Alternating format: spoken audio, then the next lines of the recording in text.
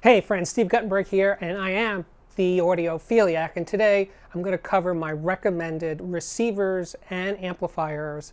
All of this is covered in much greater detail on my CNET blog. That's cnet.com/audiophiliac. But right now I'm going to run down this list. It's, I believe, 14 pieces, and here we go. And the first one on the list is the Rotel RA 1592. It's a 200 watt integrated amplifier, class AB. It's one of my references at the CNET office. It's $2,500.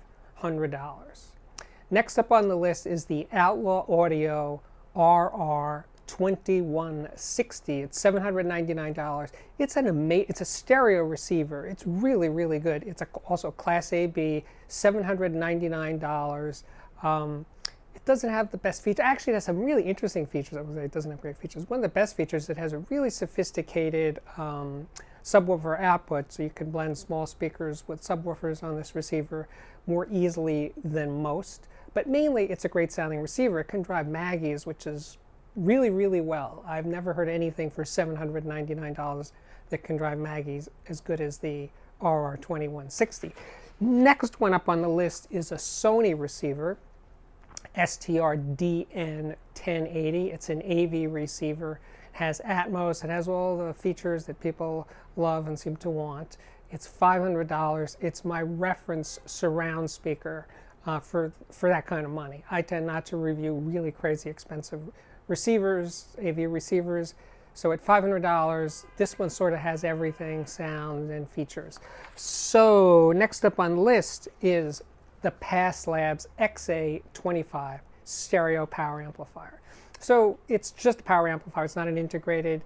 It's 25 watts into 8 ohms, 50 watts into 4 ohms, but I think those numbers are very conservative. It drives pretty much anything that I have that's hard to drive, like the TAD ME1s and the Maggies. They're both kind of inefficient speakers, and this 25 watt amp kills with them. Beyond the power, it's a super, super, super transparent amp. Tonally, it's wonderful. It's really a reference level amp. It's $4,900. Next up on the list is something a lot cheaper, the NAD C316 BEE. Class A again, Class AB. It is $380. It is actually my reference budget integrated amplifier. Also drives the Maggies very nicely, $380. Next up on the list is the Yamaha RS202 stereo receiver. It has Bluetooth, $150. Great for my nice match with budget ELACs and that sort of thing.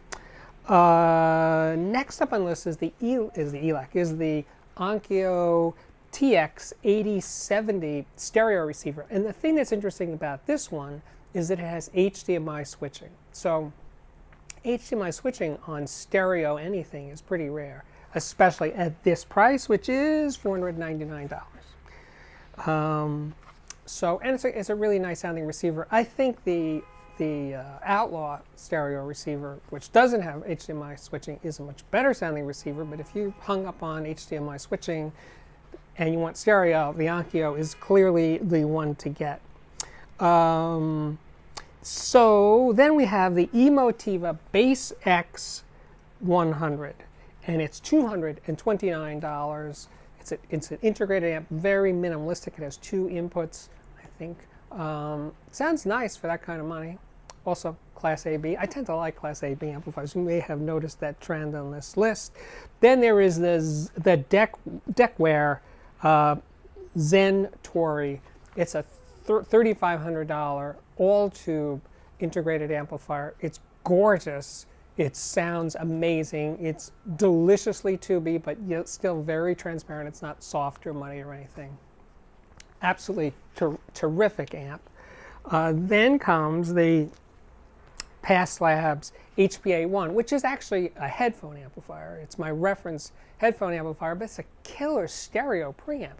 Doesn't have remote control, only has 2 inputs, but in terms of a bare bones features-wise, stereo preamp, it's really, really good. Definitely reference quality. Then the Schick Ragnarok. So this is a $1,699 stereo integrated amplifier, $1,699 stereo integrated amp. It's a shit. It is a piece of shit. I just like saying that. But no, it's a great amp, really powerful, and also has a killer headphone amp in it that can drive pretty much anything. Doesn't have a remote control. If you guys are hung up on remotes, this ain't gonna make you very happy. It's very minimalistic. It does have inputs and stuff, but it's a purist approach to making a killer sounding $1,700, $1,699 stereo integrated amplifier. Then, if you need remote, then there's the Rogue Sphinx 2 for $1,295. It's a hybrid tube solid state, so it's tube with Class D amplifier, which is a 100-watt amp. It's really powerful for that kind of money. It's fantastic. One of the better Class D amplifiers I've ever heard. Then comes the Yamaha AS801 stereo integrated amp, which does have remote, does have Bluetooth, has all those features again, and also really good, really powerful sounding. I don't remember the wattage, but again, drove my Maggies really well, which is, you know, I use Maggies a lot for that purpose because they're not easy to drive and sound good doing it. But this Yamaha did very, very well. Rounding out the list is the Vista Spark, this little tiny $350 Class A/B amp, also very minimalistic. I think it has 2 inputs, but it's a cute little thing. It's tiny. It's like a desktop amp. You could use it to drive desktop speakers. It's got something. It's got something really special in the $350 product. Let me just look over my list, make sure I didn't skip anything. I don't think I did. Nope, I think that's it, but I might have. So I will link to this list actually on the CNET blog, so you can check that out. And of course, look for any of those reviews on the Audiophiliac blog. Anyway, that's it. So if you like this kind of thing, please subscribe to my YouTube channel. Please like them, share them, etc., etc. And I'll see you back here tomorrow. And thank you so much for watching.